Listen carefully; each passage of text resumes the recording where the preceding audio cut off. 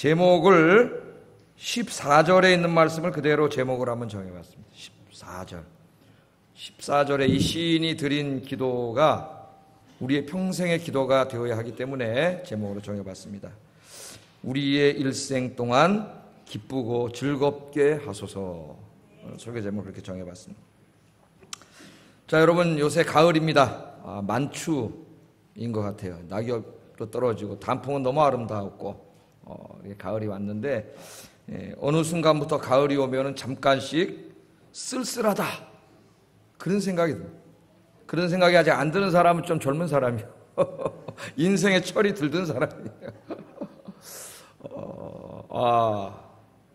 인생이라는 게 이렇게 낙엽이 떨어지듯이 허무하구나 그런 생각들을 가끔씩 갖게 하세요. 가끔씩 갖게 하세요. 근데 목사가 맨날 그런 생각만 하고 있으면 안 되겠죠. 그래서 기도로 그런 감정을 통제하죠. 통제합니다. 그러나 그런 감정을 내가 느껴야 설교를 할 수가 있을 것 같아요. 인생을 이해할 수 있고 때로는 우울한 마음도 잠깐 들게 하시고 때로는 불안한 마음도 잠깐 들게 하시고 그렇게 하세요. 이런저런 고통도 주시고 주님도 다 당하셨는데 주님이 우리의 고통을 채울하지 않은 분이 아니라 그랬지 않습니까? 그래서 오늘 이 시편 90편 말씀은 저에게 큰 은혜가 된 것 같습니다. 저에게. 영국 국교회 기도서에 보면은 이 시편 90편 말씀과 39편 말씀을 함께 장례식장에서 사용하라고 기록되어 있어요. 장례식장에서 이 시편을 읽으세요. 그렇게 되어 있습니다. 아마 장례식장을 자주 오시는 분들은 제가 이 본문으로 설교하는 내용을 좀 여러 번 들으셨을 거예요. 최근에는 이 본문을 잘 안 했는데 저는 이 본문을 가지고 장례식장에서 많이 설교를 했습니다. 몇 절 갖고 한 것 같아요? 10절, 12절 이 말씀을 읽으면서 장례식장에서 여러 번 설교를 했죠. 여러 번. 우리의 연수가 70이요 강건하면 80이라도 그 연수의 자랑은 수고와 슬픔뿐이요 신속기간이 우리가 날아가나이다. 인생론을 제가 설교를 했습니다. 자, 왜 이 영국 국교회 기도서에 이 시편 90편을 장례식장에서 읽어주라고 기록되어 있냐 하면은 이 시편 90편은 이 땅에서 120년을 살다가 120년 살았어요. 120년을 살다가 떠난 한 사람의 인생에 대한 깊은 묵상이기 때문입니다. 120년. 120년 살고 싶으십니까? 예? 아멘 한 사람은 살 수 있을 것 같은데. 120년. 제가 120살이 되면은 우리 은우가 90살입니다. 그래서 120까지는 살면 안 되겠다. 그런 생각을 제가 가져봤어요. 120년 동안 살았던 사람이 하나님 앞에서 자기 인생을 묵상하는 거예요. 그러니까 한편의 인생론이다. 그렇게 할 수가 있겠습니다. 인생론. 그래서 이 사람의 모세입니다. 이 사람은 깊은 인생에 대한 묵상을 통해서 우리 인생이 무엇과 같은가 거기에 대해서 가르쳐주고 우리의 남은 인생을 어떻게 살아야 되겠는가 이게 중요한 거죠. 우리의 인생을 되돌아보면서 반성도 하면서 내 남은 인생을 허망하다 쓸쓸하다 이렇게만 하지 말고 너무 또 세상에 대한 욕심과 탐욕에 빠져 살지 말고 어떻게 하면 하나님 앞에 내 인생을 좀 더 의미 있게 가치 있게 또 그 수고와 슬픔이 가득한 가운데서도 어떻게 좀 더 하나님이 주시는 기쁨과 만족이 충만하게 살 수 있는가. 오늘 시편 90편이 이것을 우리에게 가르쳐 주고 있습니다. 오늘 시편을 읽으면은요 인생이 짧고 무상함을 계속 우리에게 이야기해요. 얼마나 짧고 무상. 그 짧은 인생을 사는 그 짧은 시간도 수고와 고난으로 가득 차 있어요. 눈물로 가득 차 있는 인생임을 계속 이야기합니다. 이 무상한 인생을 기쁨과 만족으로 가득하게 하는 비결이 뭐냐? 오늘 그걸 가르쳐주는 게 목적이에요. 하나님이 이 시편을 통해. 그 비결이 뭐겠어요? 하나님이세요. 하나님. 아멘도 안 하시고. 하나님이에요. 하나님. 예? 우리가 하나님을 경외하고 하나님을 의지하는 삶을 살 때 우리는 짧고 덧없는 인생 가운데서도 의미 있고 가치 있는 인생, 하나님이 주시는 기쁨과 만족이 가득한 인생을 살 수 있습니다. 그래서 오늘 이 시편을 통해서 이 지혜를 배우는 아침이 되기를 주의 이름으로 축복합니다. 말씀 잘 듣고 말씀대로 살면 내일 아침부터 여러분 인생이 달라질 거예요. 내일 아침부터.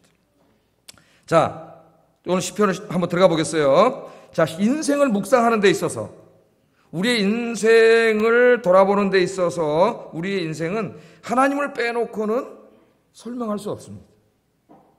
하나님 없는 인생은 무의미한 인생이에요. 우리의 인생을 하나님과 떨어져서 생각할 수가 없어요. 그래서 시인은 자기의 인생을 논하기 전에 먼저 평생 동안 자기와 함께 해왔던 하나님에 대해서 먼저 이야기를 합니다. 하나님이 어떤 분인가? 내 인생을 이끌어 오셨던 하나님은 어떤 분인가? 여러분, 우리가 누구를 믿고 있어요? 하나님 믿고 있죠. 하나님이 어떤 분인가를 알아야 돼요. 하나님이 어떤 분인가? 오늘 제가 이 신론에 대해서 다 가르칠 수 없죠. 신학교 가서 한 학기 동안 공부하는데 하나님에 대해서 오늘 시편을 통해 살펴보겠습니다. 자, 1절, 2절, 90편 1절, 2절 같이 한번 읽어보겠습니다. 시작.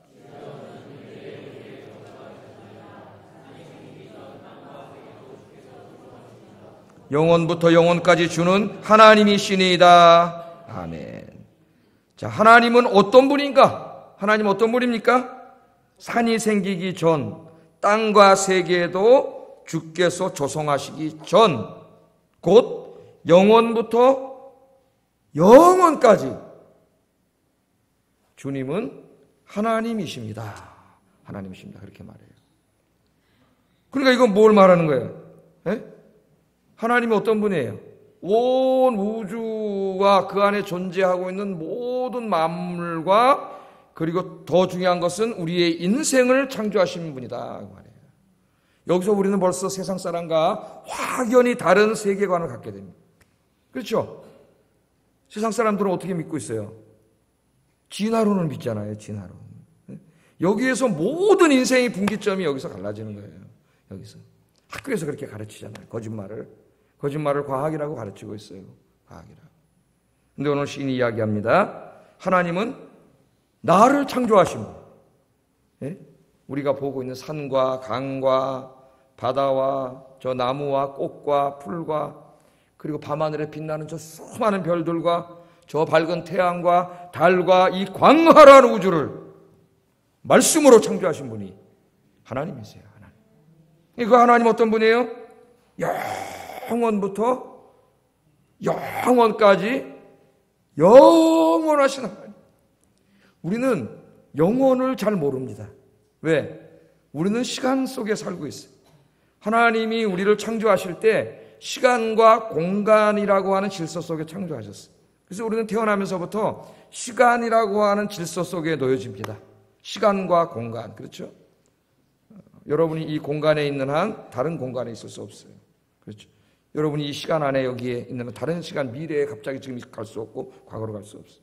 하나님이 우리 시간 속에 두셨습니다. 그러나 하나님은 시간을 만드신 분이에요. 시간을 창조하신 분이에요. 하나님은 시간 속에, 시간의 질서 속에 갇혀있지 않아요.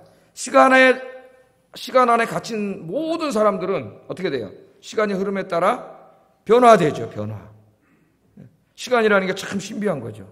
보이지 않는데 시간이 우리가 흐른다 그래요. 흘러. 시간이 흘러. 내일이 되고 10년이 지나면은 시간이 흘러요. 지금은 이렇게 꽃이 예쁘게 활짝 피어 있지만은 다음 주에 오면 시간이 지나면 일주일이 지나면 어떻게 돼요? 다시 들어버려요. 시간은 모든 것을 변화시켜요. 그 아리따고 건강하시던 여러분들도, 우리 장로님, 권사님, 집사님들 옛날엔 다 얼마나 이쁘고 아름다우셨겠어요. 물론 지금도 아름답게 보시지만 머리가 휘어지고 다 이렇게 넘어져. 저도 머리가 숱이 엄청나게 많았습니다. 진짜. 너무너무 많아서 다 빗어지지 않았어요. 어느 날 머리카락 깎으러 갔더니 이발사가 하는 말이 선생님 앞으로 머리가 빠져서 대머리가 될 겁니다. 그래요. 이놈이 미쳤나? 그때 진짜 빠졌어요. 그래도 하나님 여기 몇 가닥 남겨주셔가지고 이렇게 여기 M자가 되고 시간이 지나면 할 수 없죠. 그러나 하나님은 시간의 질서 속에 있죠. 하나님은 그러니까 전과 후, 미래, 과거, 현재 이런 게 없어요. 하나님은 영원하신 하나님. 이 고백을 통해 시간의 실수 속에서 언젠가는 이 세상을 떠나야 되는 유한한 존재인 인간의 유한성과 하나님의 영원성을 대조하고 있습니다. 하나님은 영원하신 하나님, 말씀으로 온 세상과 인간의 생명을 창조하신 하나님이시기에 우리 인생의 근본적인 문제들을 그분만이 해결해 주실 수 있습니다. 이걸 잊지 마세요. 다른 데 가지 마세요. 정말 어리석은 사람. 하나님만이 해결해 줄 수 있어요. 하나님만이. 시인은 120살을 산 사람입니다. 인생의 절망적인 현실을 누구보다도 잘 알고 있습니다. 인생이 매우 짧을 뿐 아니라 그 짧은 인생조차도 슬픔과 고난으로, 슬픔과 눈물로 가득 차 있다는 것을 체험을 통해서 아는 사람. 그러나 오늘 시편에 보면 시인은 절망을 이야기하지 않습니다. 소망을 이야기합니다. 소망이신 하나님이 있음을 알기 때문에 절망을 이야기하지 않아요. 시인은 하나님만이 고난과 슬픔으로 가득한 우리의 인생을 기쁨과 만족이 가득한 인생으로 새롭게 창조하실 수 있음을 알고 있기에 인생을 바라보면 절망밖에 안 보이지만 그 가운데서 소망을 갖습니다. 소망. 하나님만이 소망이세요. 하나님. 아까 우리 성가대가 찬양했잖아요. 너는 내 것이라. 네가 물 가운데로 지날지라도 물이 너를 침몰치 못. 불 가운데로 지날지라도 불이 너를 상하게 하지 못하리라. 다음 주에 설교할까요? 네. 오늘 이 고백 속에서 시인은 뭐라 그러냐. 그 영원하신 창조주 하나님이 자기 인생을 120년을 되돌아볼 때에 하나님 뭐가 되어주셨다래요? 나의 거처가 되어주셨다래요. 거처. 아마 옛날 성경에는 피난처라고 번역을 했을 겁니다. 피난처. 거처가 되어주셨다래요. 이 거처는 무슨 말이냐? 히브리 말 마온이라는 말을 번역한 것으로 야생동물들이 사는 터전을 이루고 있는 높은 바위산을 의미해요. 바위산. 그러니까 이제 동물들이 여러분 인간 쪽으로 내려오면 다 어때요? 잡혀 밀렵꾼들한테 잡히고 죽고 그러지 않습니까? 요새 먹을 게 없어갖고 멧돼지들이 농가까지 덮치고 막 이러는데, 그런데 동물들이 안전하게 살 수 있는 곳이 어디예요? 저 높은 바위산. 예? 거긴 인간이 갈 수가 없는 곳이에요. 거기서 마음대로 잠도 자고 뛰놀고 먹고 살 수 있는 곳, 그것이 바위산이에요. 여기 거처가 바로 그 바위산을 말합니다. 예? 그러니까 무슨 말을 하고 싶은 거예요? 지금 이 사람은 시를 썼는데 무슨 말을 하고 싶은 거예요? 그 바위산 속에서 바위산이 동물들의 거처가 되어줘가지고 동물들이 안전하게 평안하게 거기서 살게 하신 것처럼 하나님께서 나의 뭐가 되어주셨다는 거예요? 거처가 되어주셨다는 거예요. 예? 하나님이 온갖 고난과 위험과 슬픔으로 가득 찬 세상 속에서 자신의 안전한 거처가 되어주셨습니다. 여러분의 거처도 되어주십니다. 이렇게 말하는 거죠. 여러분, 하루를 시작하기 전, 인생을 바라보기 전, 세상에 나가기 전에 여러분도 이 시인처럼 먼저 하나님을 바라보시기를 주의 이름으로 축복합니다. 인생의 문제들을 생각하기 전에 먼저 하나님을 생각하는 게 중요해요. 예? 하루를 시작하기 전 언제예요? 아침에 눈을 떴을 때입니다, 여러분이. 눈을 뜨고 어떻게 돼요? 그날부터 인생의 문제를 고민하겠죠. 세상으로 나가겠죠. 사람들을 만나서 이야기하겠죠. 그렇게 하기 전에 오늘 이 사람이 인생을 묵상하기 전에 먼저 하나님을 바라본 것처럼 소망이신 하나님을 바라보시기를 주의 이름으로 축복합니다. 그럼 하나님이 그날 하루 여러분의 거처가 되어주세요. 거처가. 이 영국 기도서에 보면은 하루를 시작하는 기도를 드리는 시간을 정해놨습니다. 우리 교회는 이제 공식적으로 5시예요. 5시. 그죠? 새벽. 여기에는 4시 30분부터 7시 30분까지 아침 기도를 드리라고 되어 있습니다. 그러니까 7시 30분 넘어서 일어나가지고 하는 사람은 아침 기도를 드릴 자격을 이미 상실한 거예요. 상실한 거예요. 4시 30분부터 7시 30분. 사람에 따라서 일어나는 시간이 다르고 형편이 다르겠죠. 여러분, 하루를 일어나서 먼저 주님 앞에 무릎 꿇고 소망이신 하나님 인생의 문제를 바라보기 전에 소망이신 하나님 먼저 바라보고 여러분의 하루가 시작되기를 주의 이름으로 축복합니다. 자, 시인은 이처럼 우리의 소망 되신 영원하신 창조주 하나님을 먼저 묵상한 후에, 우리에게 알려준 후에 하나님 없이 살아가는 인생들의 불행한 실존과 그 원인을 이야기합니다. 자, 하나님을 떠난 이후에 인생이 어떻게 됐느냐? 2가지를 말해요. 하나는 인생이 짧고 유한하다는 것이죠. 죽는다는 거죠. 죽는다는 거예요. 짧은 인생을 살다 죽는다는 거예요. 두 번째는 그 짧은 인생마저도 고난과 수고로 가득 차 있다는 겁니다. 죄 짓고 하나님 떠난 인생이 그렇게 된 거예요. 그러니까 이것은 하나님 안에서 인생을 묵상한 거예요. 하나님 안에서. 세상적인 철학과 어떤 세계관 속에서 묵상한 게 아니라 하나님 안에서 인생을 묵상한 거예요. 왜 인생이 영원하지 않고 유한하게 됐습니까? 왜 인생이 영원히 살지 못하고 죽게 됐습니까? 오늘 시인은 죄와 죄에 대한 하나님의 진노 때문이라고 이야기합니다. 이걸 아셔야 돼요. 왜 우리 인생이 유한하고 왜 그 짧은 인생도 고난과 슬픔으로 가득 찬 인생을 사는가? 죄 때문이라는 게 죄 때문에. 그 죄에 대한 하나님의 진노하심 때문에 그렇게 됐다는 거예요. 우리 몇 절 말씀입니까? 3절 한번 읽어보겠습니다. 시작. 너희 인생들은 돌아가라 하셨사오니 그렇게 말합니다. 인간이 죄를 지었을 때 하나님께서 인간에게 뭐라 그랬어요? 너는 티끌로 돌아가라. 티끌은 흙만도 못한 거예요. 네? 흙만도. 너는 티끌로 돌아가라. 그렇게 말씀하셨어요. 누가 말씀하셨어요? 하나님이. 그러므로 모든 인간은 예외 없이 티끌로 돌아갈 수밖에 없습니다. 네? 젊었을 때 여러분 다 젊잖아요. 나는 젊은데 목사님은 죽음에 대해서 얘기하시네. 한 살이라도 어렸을 때부터 이 사실을 깨달아야 돼. 그래야 더 긴 시간을 인생이 젊은이들은 더 긴 시간이 남았잖아요. 긴 시간을 낭비하지 않고 하나님 앞에 의미 있는 인생을 살 수가 있어요. 전도서 같은 말씀들은 젊은이에게 하신 말씀이에요. 거기에 죽음에 대한 말씀이 얼마나 많이 나옵니까? 한 살이라도 어렸을 때부터 깨달아야 돼요. 안 그러면 우리 인생을 다 허비해버린 이후에 이걸 깨달으면 얼마나 많은 인생을 낭비해온 인생이 되겠어요. 인간은 대단한 것처럼 보입니다. 잘생기고요, 이쁘고요, 막 운동을 해가지고 삼두박근, 이두박근, 대흉근, 승모근이 막 나오고, 이쁘고 아름답고 대단한 것 같지만 여러분 결국 어떻게 돼? 티끌로 돌아갈 존재.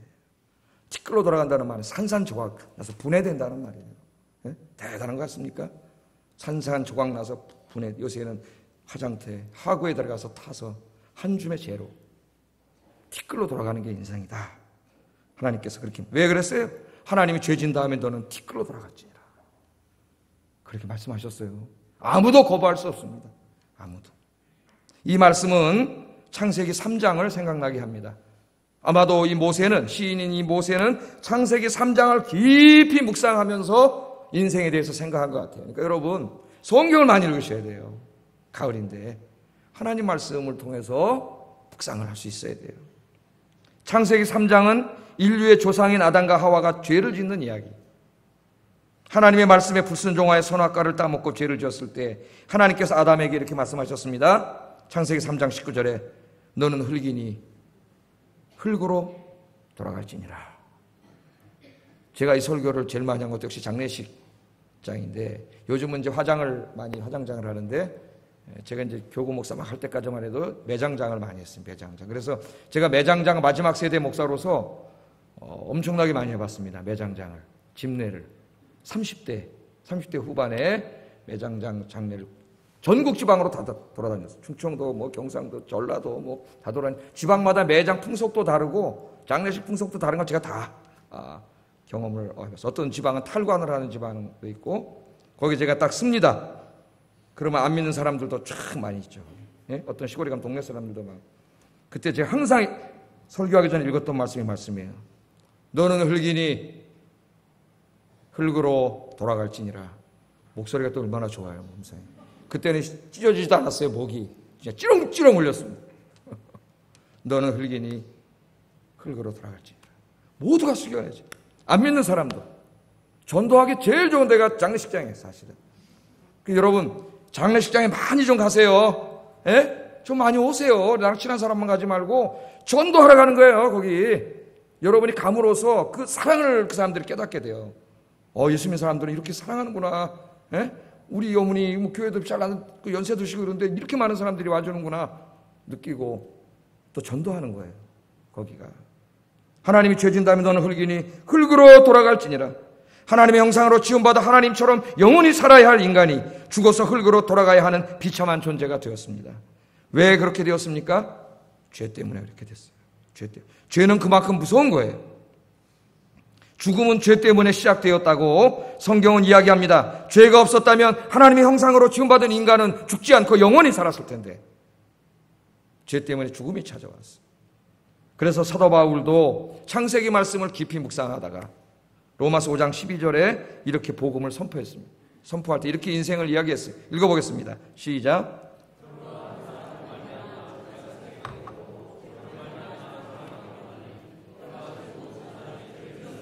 사망이 모든 사람에게 이르렀느니라. 아멘. 한 사람으로 말미암아 죄가 세상에 들어오고 그 죄 때문에 뭐가 들어왔어요? 죽음이라는 게 들어왔어요. 인생에 죽음이라는 게. 이와 같이 모든 사람이 죄를 지었으므로 사망이 모든 사람에게 임하였느니라. 성경 그렇게 이야기합니다. 왜 우리 인생이 100년을 채 살지 못하고 죽게 되었는가? 죄 짓고 하나님 떠났기 때문이다. 성경 그렇게 얘기해요. 그래서 오늘 말씀에도 보면 7절 9절에 우리 인간의 죄에 대해서 지은 죄 그리고 그 죄에 대한 하나님의 진노하심에 대해서 이렇게 말씀을 합니다. 7절 9절 읽어보겠습니다. 시작.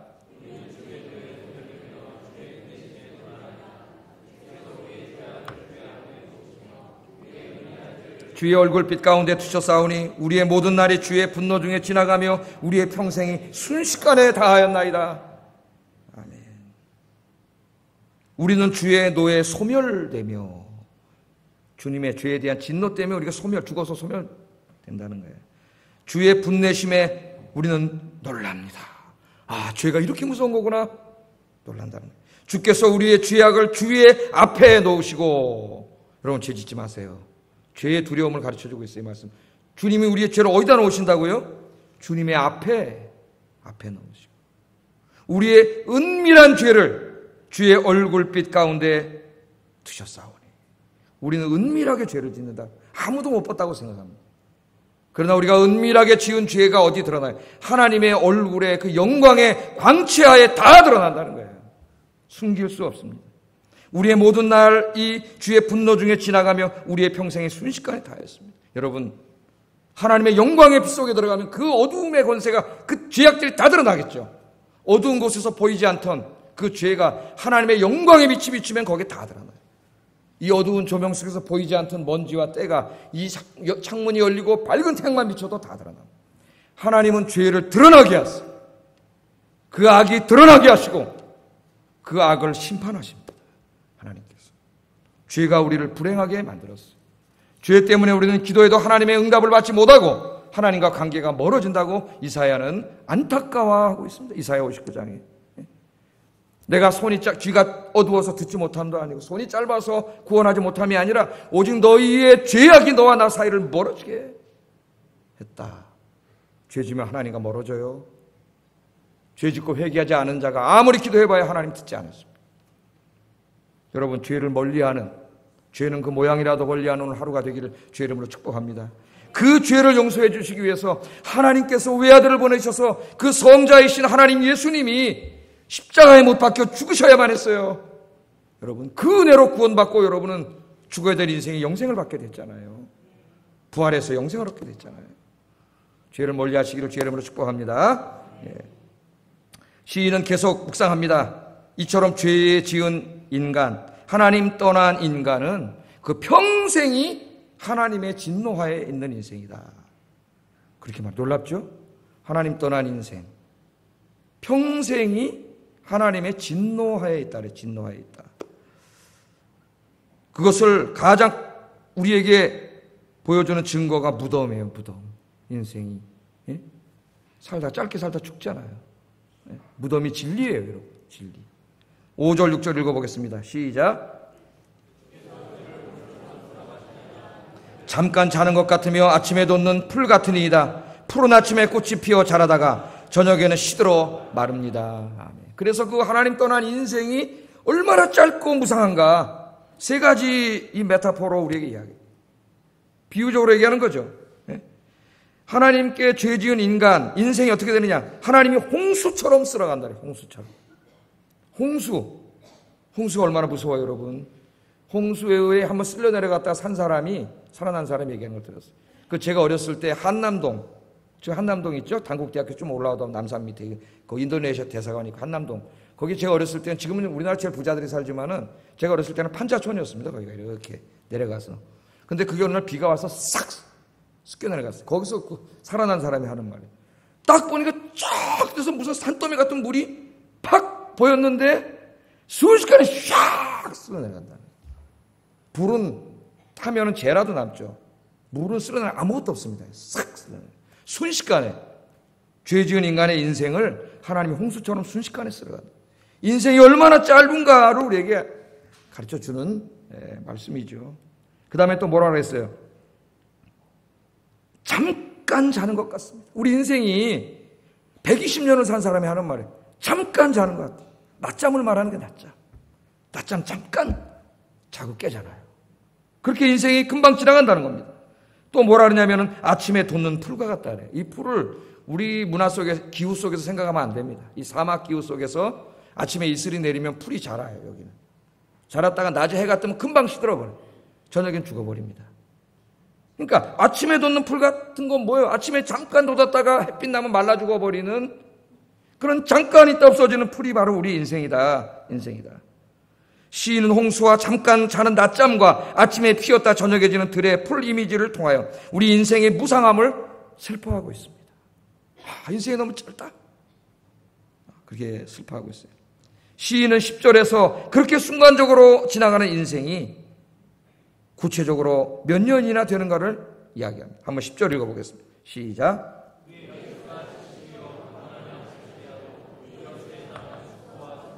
신속기간이 우리가 날아가나이다. 아멘. 인생의 수명은 70이요 간과하면 80이라 그랬어요.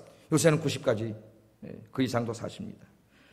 그 짧은 인생을 살다 가는데 100년이 안 되는 짧은 인생을 살다 가는데 그 짧은 세월이 수고와 슬픔으로 가득 차 있다고 얘기하는 거예요. 수고와 슬픔으로. 그게 여러분 인생입니다. 인생은 짧습니다. 어느새 세월은 흘러가고 인생의 종착역이 다가옵니다. 우리의 곁에 있던 사랑하는 사람들이 영원히 우리 곁에 머무르지 못하고 우리 곁을 떠납니다. 인간은 사랑하는 사람을 먼저 보내고 슬퍼하며 그리워하며 외로워하며 그렇게 살아가야 하는 비참한 존재예요. 그리고 그 자신도 언젠가는 덧없는 인생을 하직할 날이 문득 다가옵니다. 영원하신 하나님의 시각에서 보면 이러한 인생은 점도 안 돼. 인간의 1000년의 역사도 하루도 안 돼. 영혼의 시각에서 보면 너무나 보잘것없는 세월이에요. 4절 한번 읽어보겠습니다. 시작. 지나간 어제 같으며 밤의 한순간 같을 뿐입니다. 그렇게 말하잖아요. 1000년이 하루 같은 영원하신 하나님 앞에 100년도 안 되는 우리의 인생은 얼마나 보잘것없는 인생입니까? 너무나 짧은 인생이에요. 그런데 그 인생이 금방 지나가. 그래서 9절 하반절에 보면 우리의 평생이 순식간에 다하였습니다. 순식간에 지나요.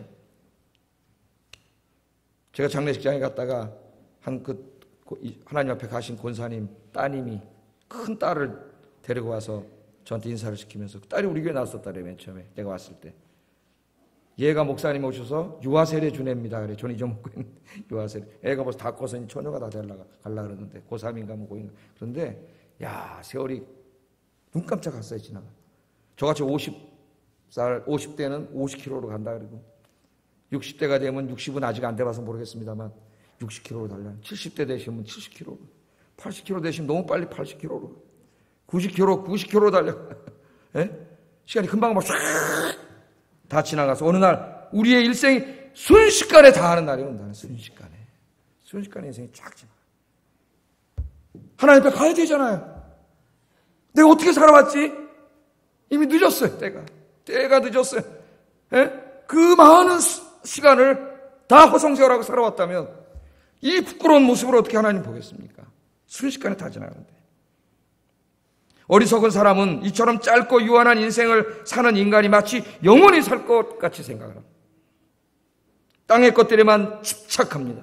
세상의 것들에 탐욕과 욕심을 부리며 그것들을 얻으려고 자기 인생을 다 거기다 쏟으면서 그렇게 사는 거죠. 그래서 오늘 이 말씀 주신 거예요. 그렇게 살지 말라고 주신 거예요. 그렇게 살면 안 된다고. 우리 청년들, 젊은이 한 살이라도 더 어렸을 때부터 인생의 올바른 진리를 깨닫고 그 남은 인생을 바르게 살아야 된다고 가르쳐 주는 거예요. 그래서 야고보 사도가 이런 어리석은 인생을 사는 이 교인들에게 한 말입니다. 교인들에게 이 말씀. 이렇게 말씀을 합니다. 우리 한번 야고보서 4장 13절 14절 읽어보겠습니다. 시작. 오늘이나 내일이나 우리가 어떤 도시에 가서 거기서 1년을 머물며 장사의 이익을 보려라 하는 자들아, 내일 일을 너희가 알지 못하는도다. 너희 생명이 무엇이냐? 너희는 잠깐 보이다 없어지는 안개니라. 아멘. 잠깐 보이다 없어지는 안개 같은 인생을 사는 사람들이 교회 와서 하는 얘기를 가만히 들으니까 뭔 얘기하고 있어요? 교회 와서 지금. 예? 야, 내가 이제 다른 도시에 가서 거기 1년 동안 머물면서 장사해가지고 지난번에서 돈 많이 벌었는데 돈 많이 벌어야지. 그러면 교회 와서 뭔 얘기만 하고 있어요? 돈 버는 얘기만 하고 있어요. 세상 얘기만 하고 있어요. 예? 돈 얘기만 하고 있어요. 장사하고 사업하는 얘기만 하고 있습니다. 사람들은 분주합니다. 바쁩니다. 자신의 인생의 끝이 순식간에 다가올 것도 모른 채 돈 버는 일에 몰두합니다. 세상 일에 몰두합니다. 그 아까운 인생을 다 거기다 소비해버립니다. 그러다가 문득 죽음이 그 앞에 다가오게 됩니다. 어떡하죠? 늦었어요. 그래서 하나님 말씀을 주시는 거예요. 정신 차려요. 지금부터 그렇게 살면 안 된다. 안 된다 이겁니다. 이 말씀은요, 기독교인들이 사업도 하지 말고 장사도 하지 말아야 한다는 말씀이 아닙니다. 이 말씀은 마치 이 세상이 다인 것처럼 자기가 영원히 살 것처럼 착각하고 오직 땅의 것들만을 더 얻고 축적하고 늘리는데 그 짧은 얼마 안 되는 인생을 다 허비해버리는 어리석은 삶을 살지 말라고 하나님 말씀하는 거예요. 저는 목사니까 말씀을 가르쳐야 돼요. 살고 안 살고는 여러분의 몫입니다.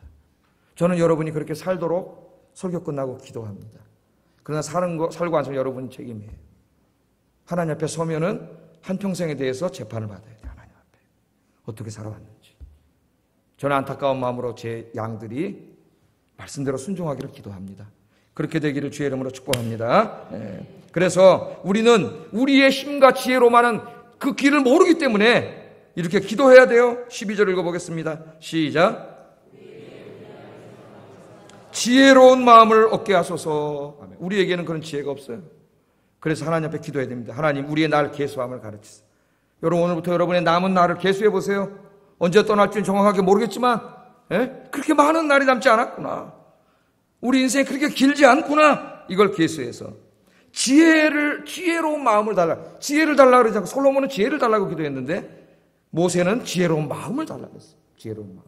그 지혜로운 마음을 가져야, 하나님이 주신 지혜로운 마음을 가져야 늘 하나님과의 관계 속에서 자기 인생을 바라보면서 그 허망하게 금방 들의꽃같이 지나가는 인생을 그걸 낭비해버리지 않고 허망한 데 쏟아버리지 않고 정말 하나님 앞에 의미 있는 인생을 살 수 있기에 지혜의 마음을 달라 그랬어요. 여러분도 기도하세요. 내 인생의 남은 날을 계수하고 남은 인생을 정말 하나님 앞에 의미 있는 인생을 살도록 지혜의 마음을 주세요. 지혜. 그래서 내 마음에 지혜가 솟아나올 수 있도록 여러분이 그렇게 되기를 주의 이름으로 축복합니다. 자, 이 기도를 드리는, 기도는 연결된 기도인데 제가 나누어 설명하는 12절, 13절, 14절 그래서 연결된 기도죠. 그래서 13절에는 뭐라 그래요? 13절에 여호와여 돌아오소서. 언제까지입니까? 주의 종들을 불쌍히 여기소서. 불쌍히 여기소서. 하나님께 간절히 기도하는 거예요. 그러면서 이제 14절 기도가 나오는 거예요. 돌아오소서. 주의 종들을 불쌍히 여기소서. 그러면서 남은 인생에 대한 기도를 합니다. 오늘 설교 제목이에요. 여러분이 이제 기도하셔야 돼요. 매일 아침 눈을 뜨고 4시 반에서 7시 반 사이에 읽어보겠습니다. 시작.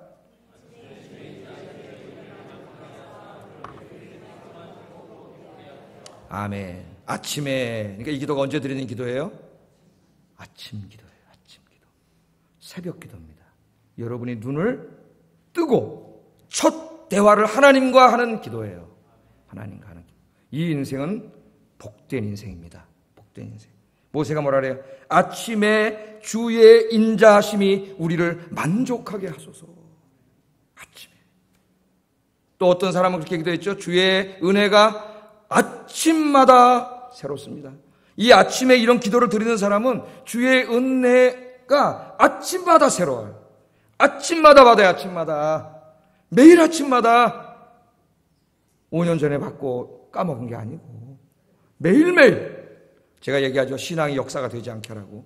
내가 3년 전에는 5년 전에는 젊었을 때는 그런 얘기하지 마세요. 여러분의 오늘은 어떻습니까? 오늘. 하나님 앞에는 오늘이 중요한 거예요. 오늘 지금 이 시간 여러분은 어떻습니까? 그게 중요한 거지. 내가 5년, 10년 전 젊었을 때 그게 무슨 의미가 있어요? 아침에 주의 인자하심이 우리를 만족하게 하사. 성공의 기도서에 몇 시라고요? 4시 반에서 7시 반. 눈을 사람마다 다르겠지만 눈을 떴을 때예요. 주의 인자하심이 나를 만족하게 하소서. 그렇게 기도하라는 거예요. 여러분 보셨죠? 주의 인자하심이 뭡니까? 여기 인자하심은 영원히 변하지 않는 우리를 향하신 하나님의 사랑이에요. 우리 인간은 변해요. 인간의 사랑은 변합니다. 하나님이 만일 변한다면은, 하나님의 사랑이 변한다면 우리는 소망이 없어요.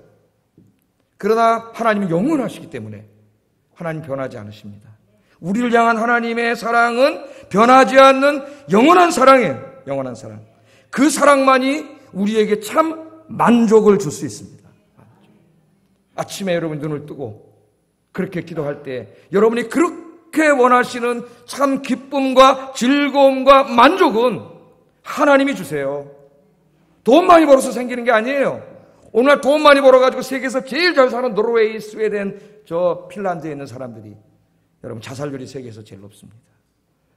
돈 많이 벌고 사회복지가 이루어지면 행복할 줄 알았는데 하나도 행복하지 않아요. 인생이 지루하고 권태가 찾아오고 삶의 무의미가 찾아오고 그들이 깨닫는 거예요. 아, 이게 답이 아니었구나. 답은 누구예요? 답은 하나님이에요. 속지 마세요, 여러분. 답은 하나님밖에 없어요. 하나님만이 우리를 만족하게 하시고 우리의 삶을 일생 동안 즐겁고 기쁘게, 우리가 그렇게 원하는 그 즐겁고 기쁨의 행복이잖아요. 그 행복을 주시는 분은 하나님이에요. 하나님을 경외하고 아침에 일어나 주님 앞에 이 주의 인자하심 우리를 만족하게 하소서. 오늘도 주의 즐거움과 기쁨이 넘치게 하소서. 이렇게 기도하는 자에게 하나님 주시는 거예요. 여러분, 우리의 일생이라는 건 하루가 모여서 이루어지는 거잖아요. 하루가. 그러니까 매일매일 이렇게 기도를 드려야 돼요. 하루가 모여서 일주일이 되고, 일주일이 모여서 한 달이 되고, 한 달이 모여서 1년이 되고, 1년이 모여서 일생이 되는 거예요. 그러니까 매일매일 이렇게 아침에 주의 인자하심과 주의 인자하심을 구하지 않은 사람은 이 복을 누릴 수가 없는 거예요. 평생 동안. 내일부터 여러분의 아침이 그렇게 되기를 주의 이름으로 축복합니다. 여러분 예수 믿지 않는 사람은요, 아무리 부와 권력을 얻고 세상 것을 다 가진 것 같다 할지라도 그 사람은 불쌍한 인생이에요. 불쌍한 인생. 다윗이 왕이었지 않습니까? 부와 권력을 다 가졌어요. 그런데 그 다윗이 이렇게 고백을 해요. 시편 39편 5절 7절 읽어보겠습니다. 시작.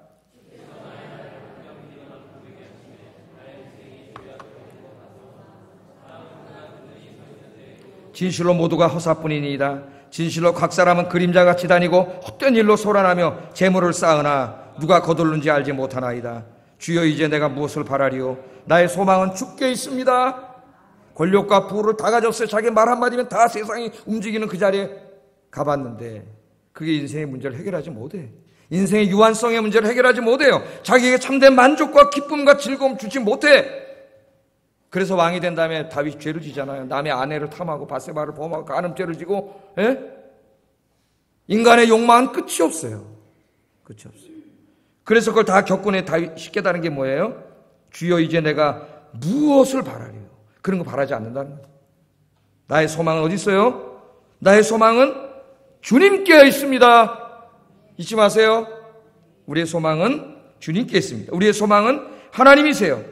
인생의 유일한 희망은 우리의 짧고 허망한 인생과 극명하게 대조되는 영원하고 풍성하신 거처이신 하나님께로 돌아가는 것밖에 없습니다.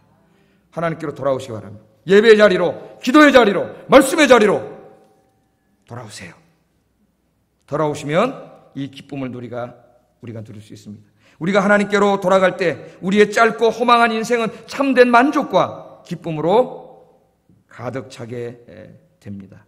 하나님 바깥에 있는 인생, 하나님의 저주 아래 있는 인생들은 고난과 인생의 짧음에서 오는 슬픔과 두려움의 시간을 보내지만 하나님의 은총 안으로 들어온 사람들은 기쁨과 만족과 영생에 대한 소망으로 가득 찬 시간을 보내게 되는 거예요.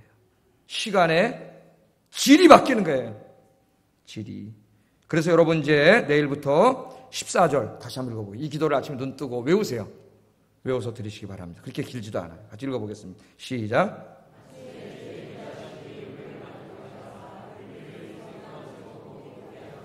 아멘. 아침에 여러분 아침에 눈을 떴으니까 아침에는 빼도 되겠죠. 하나님, 내가 모세처럼 아침에 눈을 떴습니다. 그리고 뭐라고 돼요? 주의 인자하심이. 주의 인자하심이 뭐라고요? 변하지 않는, 나를 향한 변하지 않는 영원한 사랑이 어떻게 하라고요? 나를 만족하게 하사. 오늘 하루도 어떻게 하라고요? 주님이 주시는 기쁨과 즐거움이 가득한 하루가 되게 하소서. 그렇게 매일 하면은 일생이 그렇게 되는 거잖아요. 일생이. 그럼 하나님이 거처가 되어주세요. 여러분 기쁨을 주세요. 그러면 내일부터 여러분이 보내는 인생의 시간의 질이, 그 질이 완전히 달라지는 거죠. 네? 완전히 달라져요. 또 15절에 보면 우리를 괴롭게 하신 날수대로와 우리가 화를 당한 연수대로 우리를 기쁘게 하소서. 내가 주님 모를 때 그런 수많은 세월을, 허송세월을 보내왔는데, 고난의 시간을 보내왔는데 이제 주님의 은총 아래 들어왔으니 내 남은 인생은 그런 인생이 되지 않게 하시고 주님의 은총 아래서 복을 누리는 시간이 되게 하소서. 그런 기도예요. 네? 이것은 내 인생의 시간의 길이를 늘려달라는 기도가 아니라 내가 살아가는 인생의 시간의 질이 달라지게 해달라는 기도입니다. 이제까지는 하나님 바깥에서 세상 것을 추구하고 어리석은 것을 추구하고 인생을 낭비하며 그렇게 유한한 인생을 허송세월을 살아왔지만, 그런 시간, 형편없는 시간을 보내왔지만 이제부터는 주님의 은총 아래 들어와서 그렇게 시간을 보내지 말고 어떤 시간을 보내라니? 주님 안에서 주님을 섬기고 예배하고 기도하면서 주님과 동행하면서 주님의 일을 하면서 내 남은 인생의 시간의 질이 그런 은총 안에 있는 시간이 되게 하여 주소서. 그렇게 되기 바랍니다. 교회 다니면서도 예수 믿는다 하면서도 그 시간을 예수 믿기 전에 시간처럼 보내는 사람이 있어요. 이건 정말 불쌍한 사람. 그렇게 기도합니다. 여러분 새벽에 일어나서 그렇게 기도하면 하나님 여러분의 인생의 만족과 기쁨과 즐거움, 복을 주세요. 제가 하나만 말씀드리고 오늘 설교를 마치겠습니다. 몇 년 전에 제가 국민일보에서 읽었던 그런 기사인데, 그때 실렸어요. 대관고등학교 19회 졸업생. 그때 이 사람들이 1966년생이라 그래요. 1966년생. 6년도니까 제가 4살 때입니다. 4살 때. 1966년도에 이 사람들 대관고등학교, 여기 있잖아요. 대관고등학교. 그 기독교 학교예요. 대관고등학교를 다니던 사람들이었는데, 이 사람들이 고등학교 다닐 때 기독교 반과 학생의 임원들로 구성된 기도 모임을 만들어서 기도해왔던 그런 기사입니다. 고등학생들이. 자, 이분들이 고등학교 다닐 때 머릿돌 기도인의 모임이라는 걸 만들었어요. 자기들끼리. 그러니까 기독교 반하고 학생의 임원들 중에서 교회 다니는 애들이 머릿돌 기도인의 모임. 고등학생들이 그런 걸 만들었어요. 자발적으로. 고등학생들이. 그것을 결성하고 함께 기도하기 시작했는데, 이 글을 제가 읽을 때 40주년을 맞이하게 됐을 때입니다.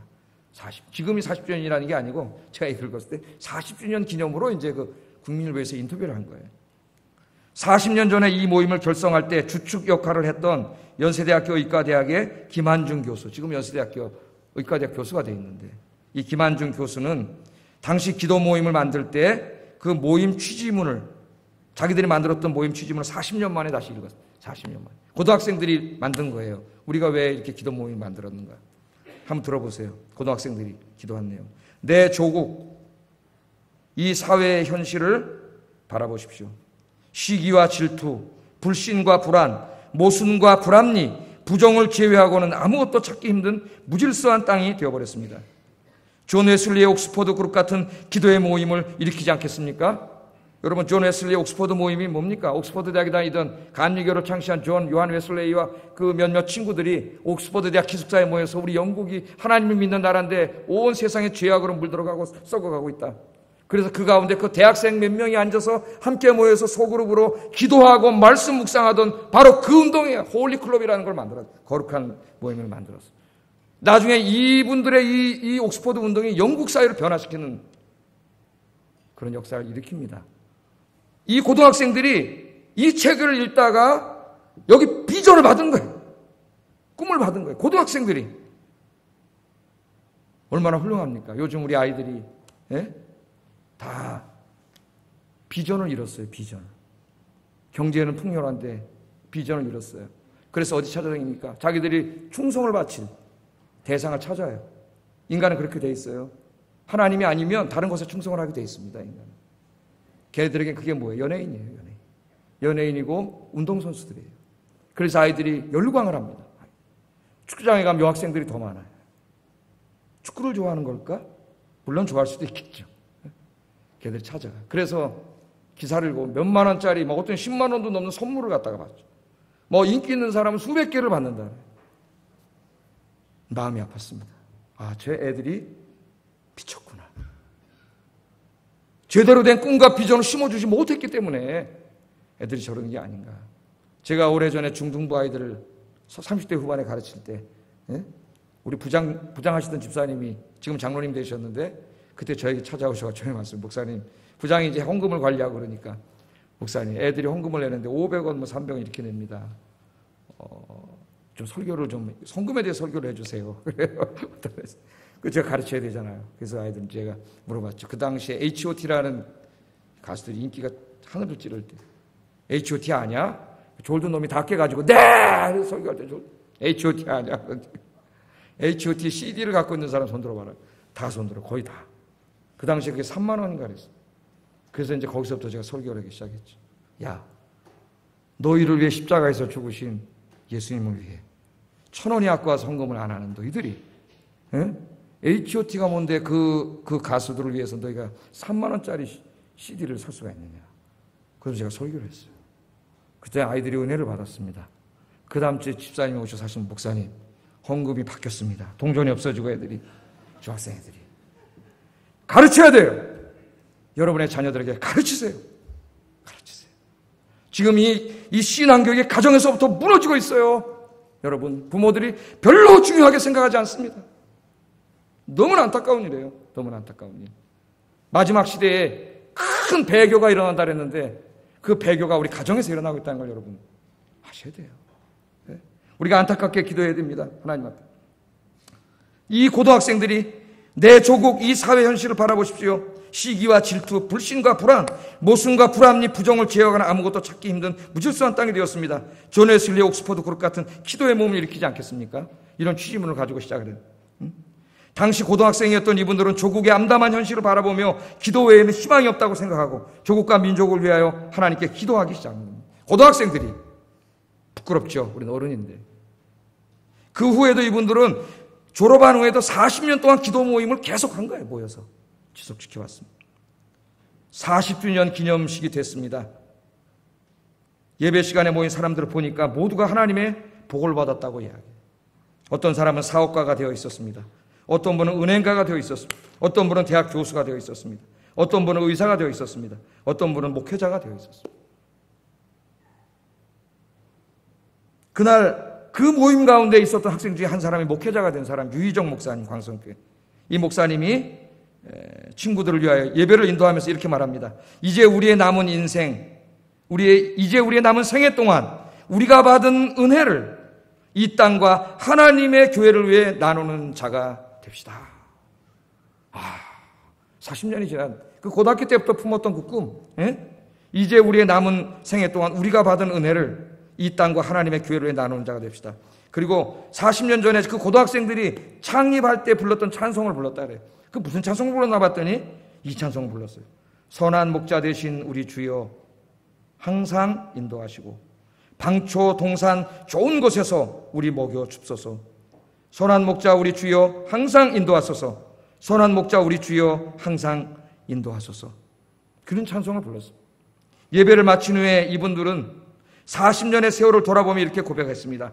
우리가 애써 생각했던 것보다 훨씬 많은 복을 받았습니다. 하나님께 소망을 두는 자는 복을 받습니다. 하나님께 소망을 두고 기도하는 자는 복을 받습니다. 제가 어릴 적 금호동, 옥수동, 약수동, 이 아현동도 마찬가지입니다. 산동네 다 힘들고 어렵게 살았습니다. 시장에서, 노상에서 과일 박스 하나 엎어놓고 생선 팔고 과일 팔며 살았습니다. 어려운 가운데서도 하나님 섬기면서 열심히 기도하며 살았습니다. 지금은 자기 집이 있고 가게 가지고 그렇게 하나님 섬기며 살고 있습니다. 하나님께서 기도에 응답해 주셨어요. 하나님만이 저와 여러분의 소망입니다. 하나님만이 수고와 슬픔으로 가득 찬 우리의 더덥고 짧은 인생을 의미와 만족과 기쁨으로 가득 채울 수 있습니다. 14절의 말씀을 다시 한번 읽어보고, 매일 아침 눈 뜨고 내일부터 주님 앞에 갈 때까지 매일 아침 4시 반에서 7시 반 사이에 하루를 시작하기 전에, 세상에 나가기 전에 이 기도를 드리시기 바랍니다. 같이 한번 읽어보겠습니다. 시작. 주의 인자하심이 우리를 만족하게 하사 우리를 일생 동안 즐겁고 기쁘게 하소서. 아멘. 기도하겠습니다. 말씀을 생각하면서 기도하겠습니다. 사랑하시는 하나님, 오늘 귀한 말씀을 통해 모세의 120년 동안 이 땅을 살다가 떠났던 모세의 인생 묵상을 통해 우리의 인생을 되돌아보게 하신 것 하나님 감사합니다. 우리의 인생은 하나님 죄짓고 하나님 떠난 이후에 유한한 인생이 되었습니다. 짧고 덧없는 인생, 안개와 같은 인생, 아침에 피었다가 저녁 때 시들어버리는 그런 무상한 인생, 그 가운데서도 수고와 슬픔뿐인 인생을 살게 되었습니다. 아버지 하나님, 그러나 이제 우리는 이 중에서 소망을 알게 되었습니다. 하나님만이 우리의 소망이십니다. 우리의 인생을 창조하시고 우리의 삶을 인도하시는 하나님만이 참 소망임을 깨닫고 이제 우리의 남은 인생을 하나님께로 돌아가는 저의 삶이 되게 하여 주시옵소서. 아침마다 주님 앞에 무릎을 꿇고 세상에 나가기 전에 주님의 인자하심을 구하는 기도를 드리고 하루를 시작하게 하시고 하나님을 예배하며 찬송하며 주의 말씀에 순종하며 주님 맡겨준 사명을 감당하며 교회를 섬기며 남은 인생을 낭비하지 않고 허투루 사용하지 않고 이렇게 의미 있는 시간으로 보내는 저희들이 되게 하여 주시옵소서. 예수님 이름으로 기도드립니다. 아멘.